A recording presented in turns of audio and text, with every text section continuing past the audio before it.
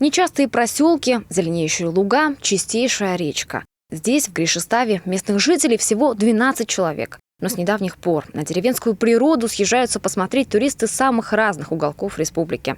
Всех влекут забавы нового арт-фестиваля. Его участники движения «Мылдиса Тумлун» придумали 3 года назад. Говорят, идея проекта появилась случайно на одной из планерок. Ее тщательно разрабатывали, продумывали, и вот что вышло. Более 30 площадок с развлечениями, скульптуры из дерева и арт-сооружения из сена. Суть фестиваля состоит, мне кажется, с единства с природой, единение. Сами видите, какая здесь красивая природа. Люди приезжают, отдыхают и с телом, и душой, приезжают с семьями. В этом году к нам приехали, да и в позапрошлом году приезжали не только с Республики Коми, но и из пределов и нашей республики. И даже приезжали к нам туристы с Америки.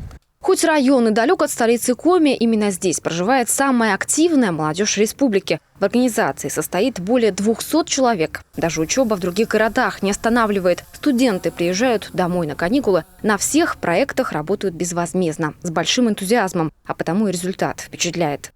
Фестиваль «Сена», как и многие другие проекты района, держится исключительно на молодежи. Вот, например, этот огромный деревянный дракон, казалось бы, вырос на поле из какой-то волшебной старины. Но на самом деле это герой компьютерной игры «Время дракона». Вот так своеобразно молодежь воплощает вместе современность и дух старины. Анна Щукина в молодежном движении уже около 7 лет. Сейчас ей 19, учится на педиатра за пределами республики. Но желание развивать свой район возвращает девушку обратно.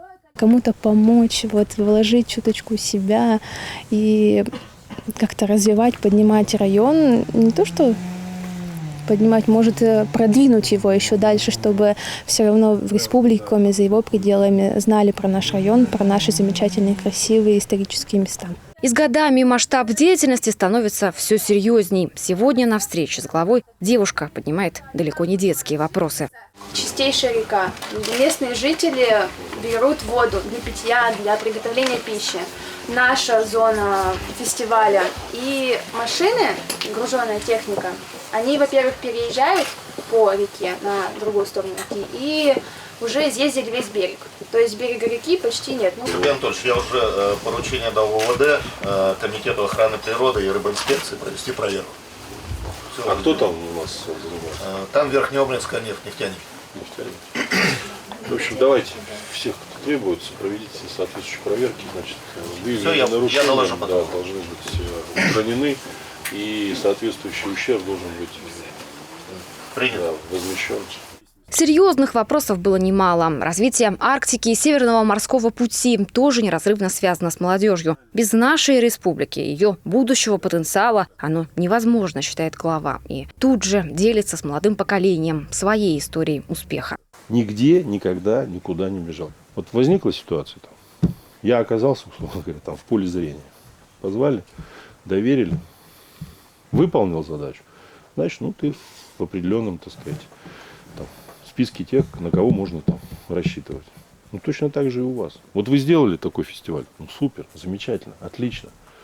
Давайте еще вложим, давайте еще посмотрим, какие у нас еще есть возможности. По словам главы, основная задача сегодня – оставаться жить в районе и продвигать его. С этим молодежь не спорит. Многие уже нашли себя в профессии, работают и живут на малой родине при разработке проектов. Здесь полезными бывают знания каждого. Как представитель спасателей, я объясняю, как им здесь вести себя в лесу, то есть как правильно. Тем более здесь рядышком у нас протекает речка, как правильно поведение у нас на воде. Также со службы очень много приезжаем, проводим беседы с ребятами при оказании первой помощи. Такая поддержка в очередной раз убеждает этих ребят. Они на своем месте. И как далеко не зовет мир, все же здесь, на своей земле, в них нуждаются больше всего. Любовь Филиппова, Олег Юшков, Павел Фетисов, телеканал Юрга, Троицко-Печорский район.